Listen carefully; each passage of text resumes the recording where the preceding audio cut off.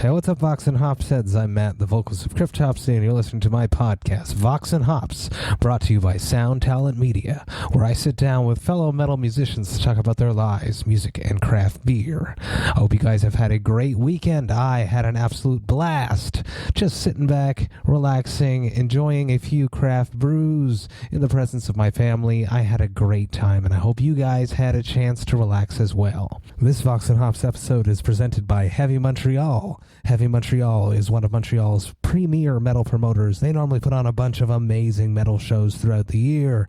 Most of the best shows that are happening in Montreal are put on by Heavy Montreal. They also put on a monster of a festival during the summer. I have played just about every festival out there, and trust me when I tell you that Heavy Montreal is up there with the best of them. I am super, super stoked to have Heavy Montreal behind the Vox&Hops podcast. Today's episode, I am with Stephane Barbe, the bassist of Kataklysm, who are actually dropping a record this coming Friday on September 25th. That record is called Unconquered. It is coming out via Nuclear Blast Records. Everything that I have heard from this record is absolutely amazing. Cryptopsy and Kataklysm have been playing together since the early 90s here in Montreal, and I love them dearly. I actually did my first U.S. tour alongside Kataklysm on Summer Slaughter back in 2008. It was a great time, and that's actually where I met Stephanes. So this is a great chat. I'm super stoked about it. Here it is. This is Vox&Hops, episode number 183. I warn you, what you are about to hear is very disturbing indeed. Hey, what's up, everyone? Today I'm with Stephane Barbe of Kataklysm and Ex-Deo. We have known each other a very, very long time, and it is sort of strange that it took me this long to sit down with you, to drink a brew, and to ask you some questions for Vox&Hops. A simple question, how are you doing? How are you coping with 2020? Oh, wow. Okay, that's a good question. Easy answer, you know. It's shitty. 2020 so far is very shitty, but what can we say? It's shitty for everyone, right? So maybe shittier for some than others, but we just try to do our best, you know. So that's all that we can do right now is just stay positive and try to spread positivity in a sea of negativity. And I think us as musicians is something that we should really strive to do, even though we're totally fucked. Yeah, totally. You said it. We had the whole hand, but yeah. Leading up to this interview, you mentioned that you normally don't do interviews and you were a little bit nervous. Tell me about that. Tell me about that. You can go out, you can rock on stage in front of thousands and thousands of people, but to sit down and talk to me and know that you're being recorded, why does that bother you? Well, it's not that it bothers me, you know. I know, I mean, I'm French speaker from the start, you know. My mother tongue is French, so for me to speak in English, it might not sound like I'm fucked up, but I'm actually really working right now to try to think in English, you know, to give you my opinions or my views on things in the best way I can, you know. So that's always makes me a bit nervous. So, but I'm fine now. I'm with you, you know, good friend. It's been a while I haven't spoke to you, so... You're doing a wonderful job, and I truly appreciate you working extra hard, having a conversation with me, translating everything in your brain before you say it. And with the humidity, it's not easy, so I completely understand. No problem. Let me help you right now. Vox&Hops is all about hanging out with my metal friends and talking about their lives.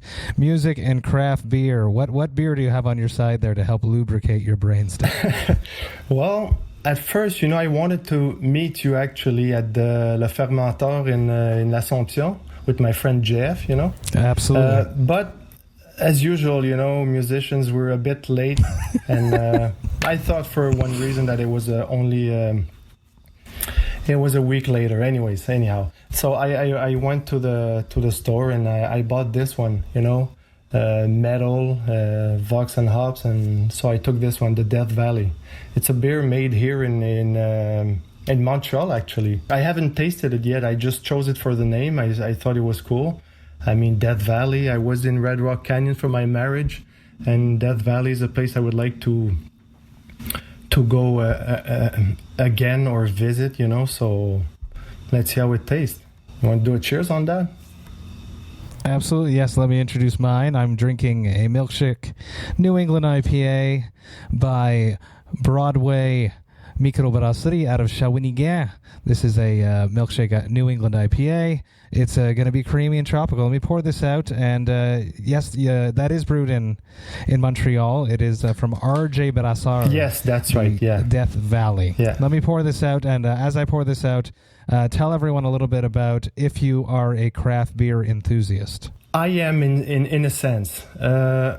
I usually, you know, when we travel, like to play music, for example, we go into a city. When we go out to eat, let's say in a pub or in a bar or whatever, we ask for the local beer, and usually I'm like pale ale or blonde beers, you know, really not too strong. But first, because we have to play at night, so I don't want to be too fucked up, even though it did happen sometimes in the past, okay, many times, but you know how it is, one beer and then another one, I'm fine, and then there it goes, you know, the show is a total chaos. But anyways, I'm more and more I appreciate more and more beer, but I used to have like quantity over quality, so I apologize for that, you know. We grow older and we get wiser, I guess. So I never liked like stouts and beers like that, even though that when we visited the Guinness factory in Dublin, I was really impressed, and we had a small tasting of the beer, and they made us like see the whole factory, and it was very interesting. And for I don't know what reason, but at that particular time I started to really like Guinness. But I'm not a big like dark beer drinker usually, even though I'm open to it. Anyways, so to make a story short, cheers, bro, and cheers to you guys. Cheers, everyone. Yeah, thank you so much for taking some time to sit down. Hey, my pleasure, man. In a Kataklysm glass right here. Yes. See, we do things right here in Montreal. Yeah, we have. That's Vox&Hops. We know how to promote our shit, man. We got to do some work, eh? This is really good. It's super creamy. It tastes like a creamsicle in a cup. It is very, very interesting. 5.6%. Very, very well done. Absolutely crushable. Super, super delicious. Tell me about your first shows, Stephane. Do you remember the first time that you went and you saw a show? Well, the first time I saw a show that I really enjoyed, I should say. Well, you know, we saw like at school, like high school, we saw friends of mine playing like a cover of Slayer or whatever, Metallica or Megadeth or whatever. So these were kind of the first shows I kind of liked, you know, to see live like this. And then I saw for the first time, I think it was 90 or 91, it was AC/DC in Montreal. Because the other show I wanted to see was Metallica back then when I was in high school again. But for a reason that I don't really remember, if it was age or if it was just pure laziness to get out or to buy a ticket, because tickets were sold out like this. It was it was like when And Justice for All just came out, or it came out maybe a year before. I'm not sure exactly, but it was the big thing at school. Everybody were wearing shirts, you know, and so I fucked up that one. I really wanted to see this, but you know, yeah, I saw like AC/DC in 90, 91. That was really cool with Max, you know, the Max from also Kataklysm, who brought me to Kataklysm, actually, who got me to meet the guys and to be here finally. So yeah, it was a good time. Even though I remember the start, but not the end. So wow, yeah, too much beer. As is all good nights, right? Yeah, basically, yeah. Do you remember your first time on stage? Yes, absolutely. I remember my first time on stage I'm gonna start with Kataklysm because before that, you know, I took music lessons and we had this end of the year like show where everyone was playing a cover song, and was fun also, but it was more like pop rock music, like. Anyways, I played with Kataklysm in '97. It was I joined in October of '97, and then we played the show in December with Testament at the Fofone Electric in Montreal. Fuck yeah! I was flying, man. I was flying. I was a big fan of Testament, of course.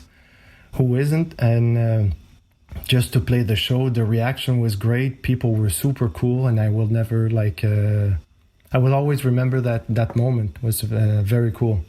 So you started off really high. Yeah. Your first metal show is opening for Testament. Yeah. So from there it could only go down, man. No. Luckily it hasn't. Yeah, just kidding. But yeah, it was a blast, man. I was flying totally. Do you remember your first impression of Kataklysm? Well, like I told you, I met the guys in '92 when Max joined the band. I was friends with Max because we worked together at a flea market not too far from here. That's where we met. Yes. And he got the job of drumming, in Kataklysm.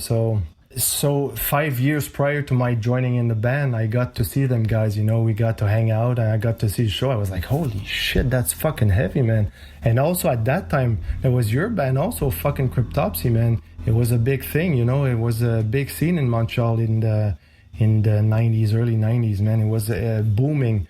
So it was definitely great times, man. It was great. Yeah.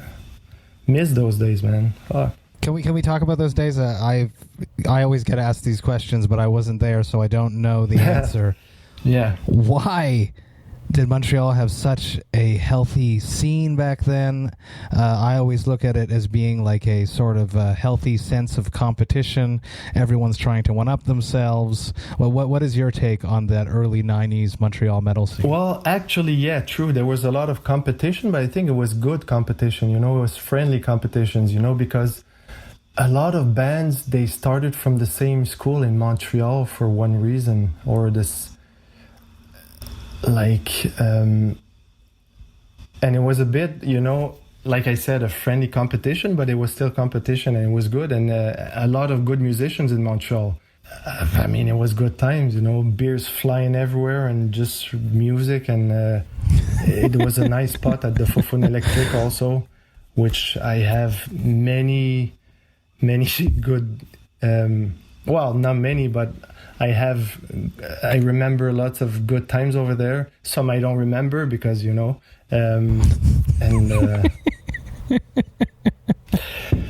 so, yeah, it was definitely a good time, It was starting, every show was coming through Montreal. We were blessed with this, because it's still now, not all the tours or the shows come to different cities in Canada, for say, but they come to Montreal because it's a big city. There's a big market. They know that when they come, they're going to have people at the show. It's a nice city. And people are into it. They buy merch. They participate. So it makes the scene very, very good. So it was definitely a place to be, like in Montreal.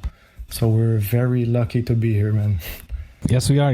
And that is true. There's a bunch of really, really good players. We were lucky and blessed to have all the tours come through. It just sort of works out. It's like a perfect little routing blup up from the States, and you can hit Toronto and Montreal and then make your way back down. I feel bad for the rest of Canada, too, whenever I see a routing and everyone's forgotten. The prairies are forgotten. Yeah, you have to, hit it up once in a while. Or else, if they saw you, like, I don't know, a year ago, it seems like it's not enough, I don't know, but it's tricky, It might be also the pairing of bands, that makes it interesting for people also. I agree. How about when you just finished writing, you guys are about to release a new album called Unconquered, coming out September 25th via Nuclear Blast. Tell me about this record. How do you approach writing new records? Is it always something fresh for you, or do you guys go through a routine? Well, routine. the thing is that we all have our studios, you know, even though it's not the big studio, you know. JF has the big studio, that's why we record with him, you know. But we have our studio, we always have ideas, you know. We all have obviously instruments, so we record ideas and we exchange it, you know. Now with technology it's so easy, so we can exchange our ideas and build songs from there, and then we either fly to JF. Usually that's what we do. Or last time I flew to Maurizio's place, and he has his studio, so JF can record everything and bring this back to his studio, do his magic, and then you know, have it mixed, and that's how it all goes, you know. So I mean, it's much easier to record now than it was fucking the 90s, I mean, where you had to have everything analog with the tapes and all that stuff, you know. You had to rent a studio and pay thousands of dollars, like for a limited time, you know. So you were rushed all the time. Now we can, well, we could take our time, but it's always rushed anyways, you know, between tours and this. But it definitely worked out for you guys, because the band being from Montreal and then just fragmented across the states, with JF moving, Maurizio first, and then you guys sort of lucked out with technology catching up with you guys. Yeah, it was the perfect timing, or else we would be a bit not messed up, but we would have to plan in advance, you know, meet up somewhere, exchange ideas on the spot, like, but I mean, we still do that, of course, because we toured so many times. So when we meet up on a tour, we talk, we exchange ideas, we do our stuff, you know. But it definitely made it easier like this. You can, I have an idea, you go downstairs, you record it, and then you exchange this, and then the other guy can, let's say, build a melody on top of some chords or whatever, you know, so, or sort of some rhythmic sections, or... So it's definitely easier to create music in a way.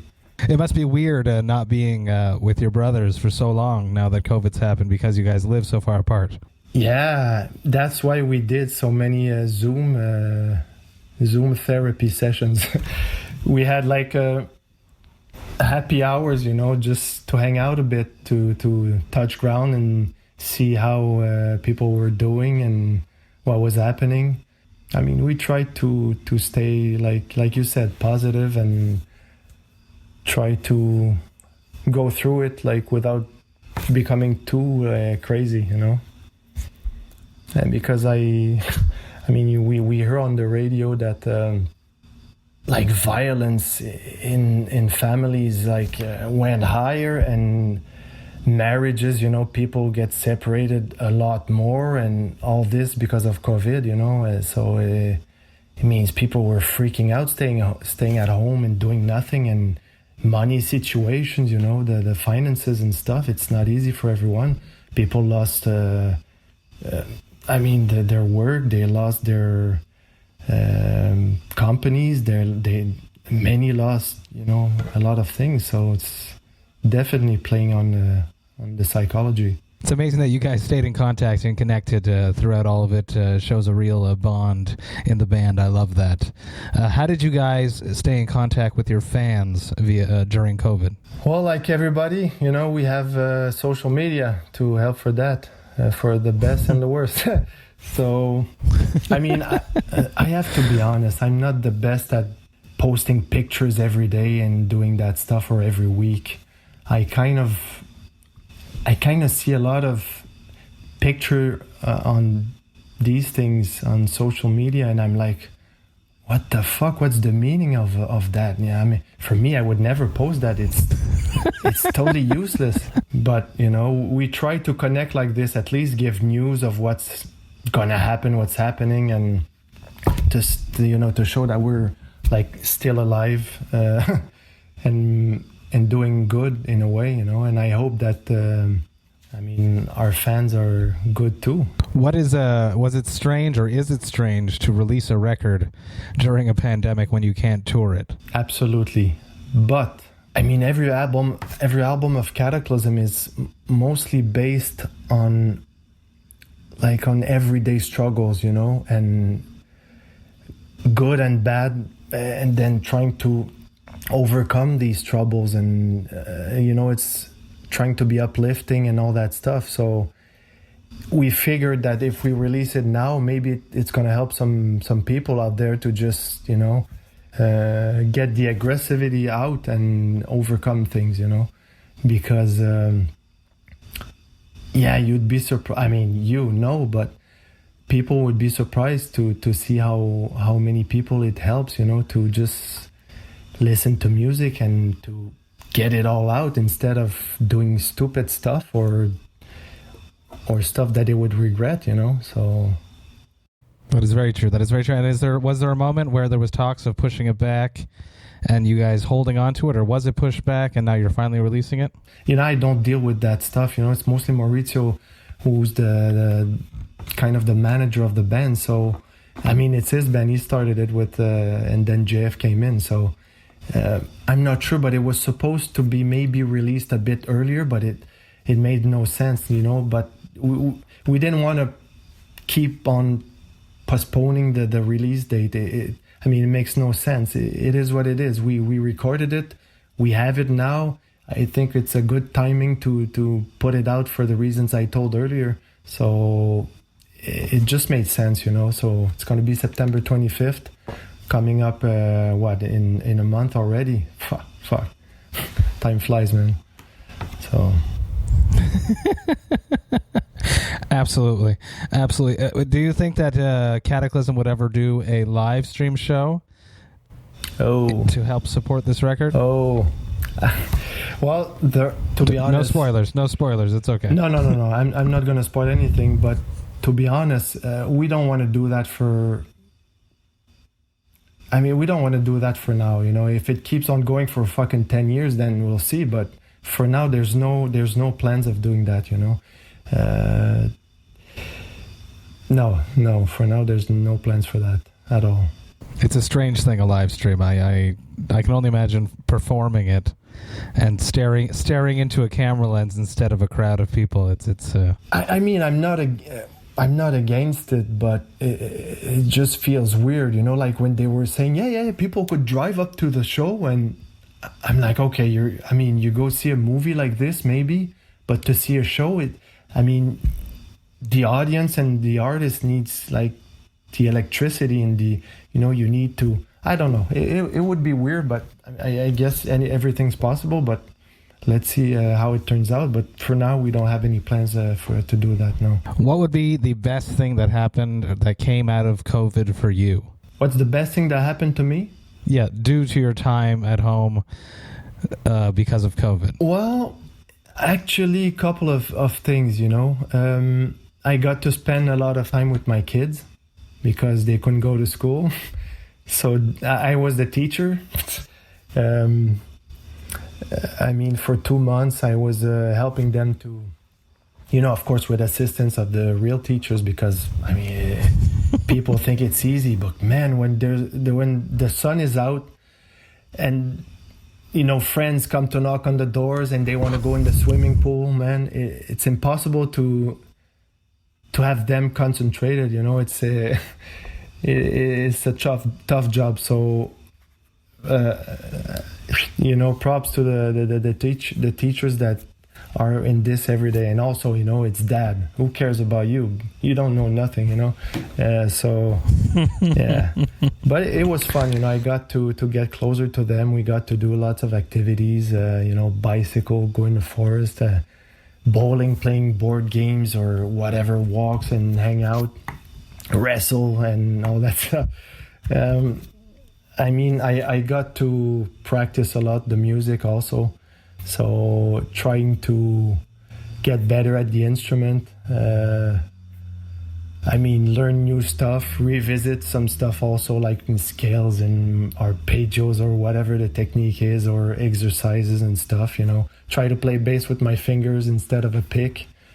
So I was always like, you know, technically I started to play guitar, not bass. So I started with a pick. It was easier for me to jump on a pick, but I was always fascinated by the real technique of bass with the fingers and stuff. So I started to do that. So who knows, in the future I might play with my fingers also. I mean, getting staying in shape, do some cardio, lots of reading, even though I never, I mean, I read in school, but never really read on my own, like, schedule, it was always forced. So yes. Anyways, so I started to learn to read, like, of course, watching series and movies, hobby stuff like woodworking here and there, just fun stuff like this, and just trying to get through the weird times, until they find a vaccine or whatever solution they have. Let's see about that. But anyways, that's another story. That's yes, it is. One last question, Stephane. It never happens to you because you're very, very organized and you're in control all the time. But what is your hangover cure? Oh, wow. Yeah, I'm always organized. Totally. Thank you, Matt. Okay, what's my cure? Well, when I was younger, I had no cure. I had no hangover. Never. I could drink until 5 and go to work at 7. I'd be fine. Wow. But still drunk, but fine. But I mean, nowadays, of course, with age, you need more rehydration. You need the solutions that you pour in the bottles of water. So, and lots of sleep. I mean, the basics. Yeah, so 3 beers, then water. 3 beers and water. You piss a lot, but at least you're not dehydrated. That's the trick. Wise words right there. Wise words. Getting wiser as I get older, right? Stephane, thank you so much. Yeah, we try. Stephane, thank you so much for taking the time to sit down with me, drink a beer. Cheers, man. My pleasure. Everybody, go pick up, listen to Unconquered, coming out on September 25th via Nuclear Blast. I know I'm going to check it out and listen to it. Thank you so much, Stephane. This is amazing. Cheers. Cheers, man. Thank you very much for having me. Cheers. Hey, thank you all so much for listening right to the end. You know that I love and appreciate that. I had such an excellent chat with Stephane. It's always so much fun to see him. We've had a few instances where we bump into each other around the globe playing different festivals, and it is always a pleasure and a blast, and I know that we are going to have a good night. Make sure that you check out the new Kataklysm record, Unconquered, which is coming out this Friday, September 25th, via Nuclear Blast Records. It is an absolute rager of an album. Everything that I've heard from it is amazing, and I can't wait to dig into the whole record. Don't forget that Vox&Hops is brought to you by Sound Talent Media. I normally would only have one episode coming at you this Friday, but this is a special week. In honor of being a part of Sound Talent Media, I have conducted a special interview and have made a very special Vox&Hops episode, which is coming out on Thursday, September 24th, with one of the main dudes behind Sound Talent Media, the great Dave Shapiro. Don't miss it. Check it out. Until then, remember to enjoy life, metal, and craft beer. Cheers, Vox&Hops heads.